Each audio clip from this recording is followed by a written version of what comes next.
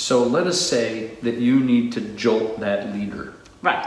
Because the way they're being perceived or the way they believe they're being perceived is not quite there. Mm-hmm. How might you do that? Is there, I love to talk about intelligent disobedience. Is there an intelligently disobedient way to do that?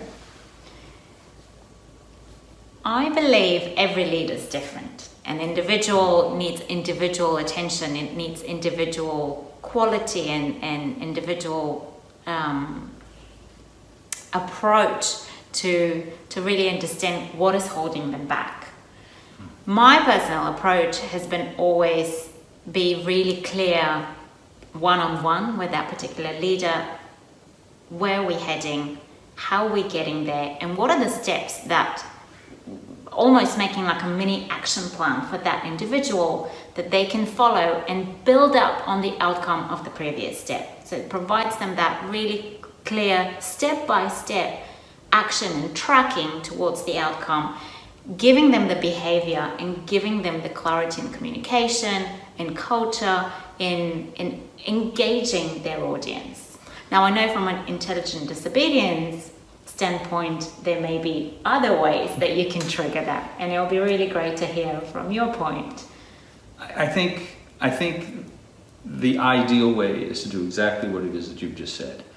In the light of intelligent disobedience, in the analogy, the seeing eye dog, there's guidance. You're providing that guidance. Here are the steps. Here are the things you can say.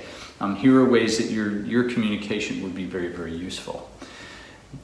I think if that doesn't happen for some reason, you're trying to communicate that, I think it is time for an intelligent disobedience, maybe more of a jolting act. So I've had a couple of instances where I've basically sat down, again, one-on-one with a leader and said, so if I think something is not happening or needs to happen to make this change occur, what would you like me to do? And typically it's take action, share this with me. Right.